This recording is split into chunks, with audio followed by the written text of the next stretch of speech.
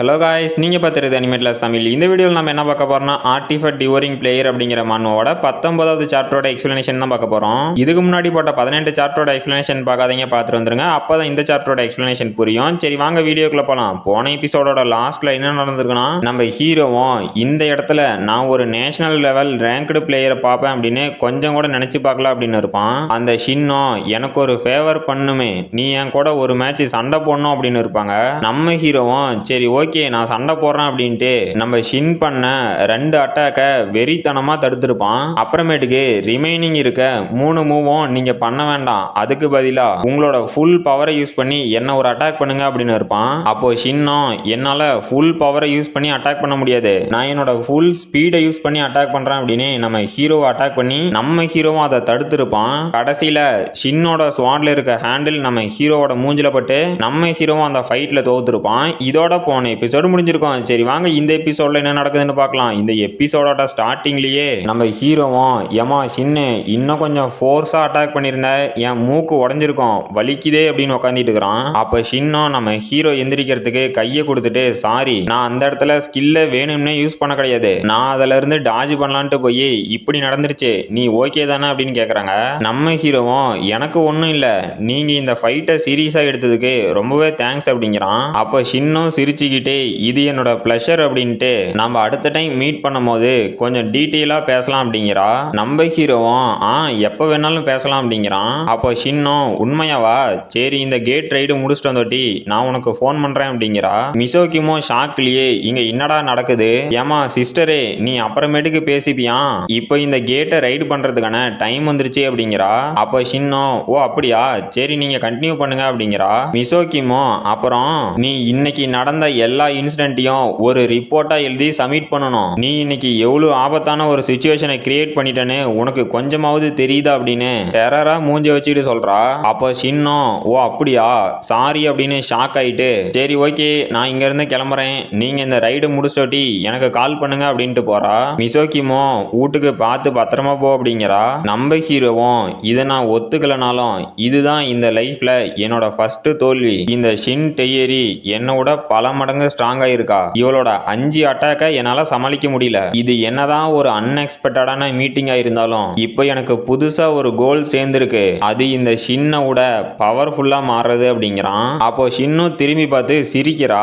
நம்ம ஹீரோவும் நான் கண்டிப்பா இவளை ஒரு நாள் சப்ராஸ் பண்ணியே தீருவான் அப்படிங்கிறான். அப்புறம் அந்த சுனின் ஸ்டேஷன்ல இருக்க அன்டிஃபைன்டு கேட்டு ஓபன் ஆயிருச்சு. அப்போ நம்ம மிசோக்கிமோ சரி எல்லாம் வந்துட்டீங்களா, இப்போ நம்மளை பத்தி ஒரு பிரீஃபான இன்ட்ரோடக்ஷன் கொடுப்போமா, அப்புறம் இவங்க 2 பேர் தான் நம்ம டீம்ல புதுசா ஜாயின் பண்ணியிருக்காங்க அப்படிங்கிறா. அங்க இருக்கவனும் ஹலோ உங்களை மீட் பண்ணதுல ரொம்ப சந்தோஷம் அப்படிங்கிறான். அங்க இருக்க பொண்ணும் ரொம்ப தயங்கிக்கிட்டு நைஸ் டு மீட் யூ அப்படிங்கிறா. நம்ம ஹீரோவும் என்னோட பேரு சியோன் ஜோஷின், உங்களை மாதிரி கிரேட் பிளேயர்ஸ் கூட ஒர்க் பண்றதை நினைச்சு நான் பெருமைப்படுறேன் அப்படிங்கிறான். அப்ப அங்க இருக்கவனும் டே ரொம்ப புகழாத, நீ தானே இந்த நியூஸ்ல இப்ப ட்ரெண்டிங்கா இருக்கவன், நீ எங்களை ஆல்ரெடி சப்ரஸ் பண்ற லெவல்ல தான் இருக்க அப்படின்ட்டு ஓ சாரி என்னோட பேரு பார்க் டெய்சோக், கைஸ் இவனை வந்து நம்ம பார்க் அப்படின்னு கூப்பிட்டுக்கலாம், நான் ஒரு மேஜ், என்னோட ஸ்பெஷல் ஸ்கில் என்னன்னா இக்னிட்டி அப்படின்னா ஃபயர் பவரை யூஸ் பண்றவன், இவனோட லெவல் 120, இவன் ஒரு ஏ ரேங்க் பிளேயர். அப்ப நம்ம மிசோக்கிமோ ஓ இக்னிட்டி அப்படின்னா அது ஃபயர் டைப் ஸ்கில் அப்படின்னு கேக்குறா. அப்போ அந்த பார்க்கும் ஆமா அது ஃபயர் டைப் ஸ்கில் தான், இது வந்து எந்த ரிலத்தோட ஃபயர் அப்படின்னா இதுக்கு முன்னாடி நீ சோயி ஃபர்ஸ்ட் கூட சண்டை போடும் போது அவன் ஒரு ரிலத்தோட ஐஸ் பவரை யூஸ் பண்ணான்ல, அந்த ரிலத்தை சேர்ந்த ஃபயர் பவர் அப்படின்ட்டு நீங்க இதை நேர்ல பார்த்தா கொஞ்சம் ஐடியா கிடைக்கும் அப்படின்னு அவனோட ஃபயர் பவரை யூஸ் பண்றான். இது வந்து ஒரு ப்ளூ ஃப்ளேம். அப்போ அந்த பார்க்கும் இங்க இருக்க நிறைய பிளேயர்ஸ் கிட்ட நார்மலான ஃபயர் டைப்ல இருக்க ஃப்ளேம் மட்டும்தான் இருக்கும், என்னோட ஃப்ளேம் அவங்கள விட ரொம்பவே ஸ்ட்ராங்கான ஃப்ளேம் அப்படின்ட்டு என்னோட ப்ளூ ஃப்ளேமை இன்னமே என்னால ஸ்ட்ராங்கா மாத்த முடியும், ஆனா அதுக்கு ரொம்ப டைம் ஆகும் அப்படிங்கிறான். அப்ப நம்ம ஹீரோவும் இல்ல நீ கரெக்டான முடிவு தான் எடுத்திருக்க, ஏன்னா நீ ஒரு ஸ்கில்ல ஃபோக்கஸ் பண்ணதுனால தான் இந்த லெவலுக்கு வந்திருக்க, அப்படி இல்லாம அந்த சோயி ஃபர்ஸ்ட் மாதிரி நீ ஃபயர் அப்புறம் ஐஸ் இந்த 2 ஸ்கில்லையும் கத்துந்த அப்படின்னா உன்னால எதுலயுமே மாஸ்டரா இருக்க முடியாது, சிம்பிளா சொல்லணும்னா நீ எல்லா ஆட்டத்திலையும் ஜாக்கா இருக்கலாம், ஆனா ஒரு டைம் கூட உன்னால மாஸ்டர் ஆக முடியாது அப்படிங்கிறான். அப்புறம் நம்ம மிசோக்கிமோ இவளோட பேரு கேங் சோயி, இவளும் ஒரு மேஜ் டைப் பிளேயர் தான், இவ வந்து ஸ்பேஸ் கனெக்ஷன் அப்படிங்கிற ஸ்கில்ல ஸ்பெஷலைஸ்டா இருக்கா அப்படிங்கிறா. அப்போ அந்த சோயியும் ஆமா அவங்க சொல்றது கரெக்ட் அப்படின்னு வெக்கப்பட்டுட்டே சொல்றா. இவளோட லெவல் 110, இவளும் ஏ ரேங்க் பிளேயர். அப்ப அந்த சோயியும் சரி ஓகே பார்க் அவனோட பவரை யூஸ் பண்ணான் இல்ல, அது மாதிரி நானும் என்னோட பவரை யூஸ் பண்றேன் அப்படிங்கிறா. நம்ம மிசோக்கிமோ ஷாக் ஆயிட்டு சோயி இல்ல வேண்டாம் அப்படி பண்ணாத அப்படிங்கிறா. அந்த சோயி பண்ற மேஜிக்ல இருந்து சரியான பவர் ரிலீஸ் ஆகுது. நம்ம மிசோக்கிமோ ஏதான் இப்படி பண்ற அப்படிங்கிறா.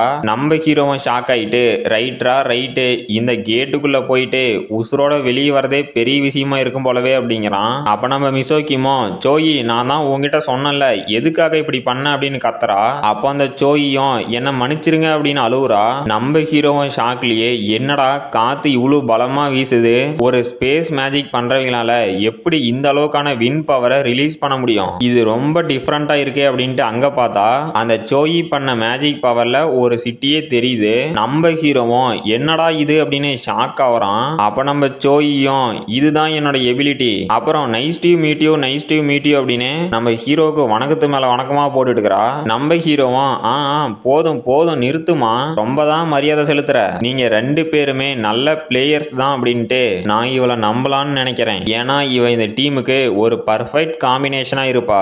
ஏன்னா நான் ஒரு ஸ்வாட்ஸ்மேன் அப்படிங்கிறதுனால க்ளோஸ் ரேஞ்ச் அட்டாக் தான் பண்ணுவேன், அப்புறம் மிசோக்கிமோ லாங் ரேஞ்ச் அட்டாக் தான் பண்ணுவா. இதுக்கு நடுவுல ஏதாவது மான்ஸ்டர் அட்டாக் பண்ண வந்துச்சு அப்படின்னா பார்க் பார்த்துப்பான். அப்புறம் முக்கியமா நாங்க தப்பிக்கும் போது ஜோயியோட பவரை யூஸ் பண்ணி தப்பிக்கலாம். இங்க என்னதான் ஒரு ஹீலர் இல்ல அப்படின்னாலும் இந்த டீமோட காம்பினேஷன் பர்ஃபெக்ட் அப்படின்ட்டு.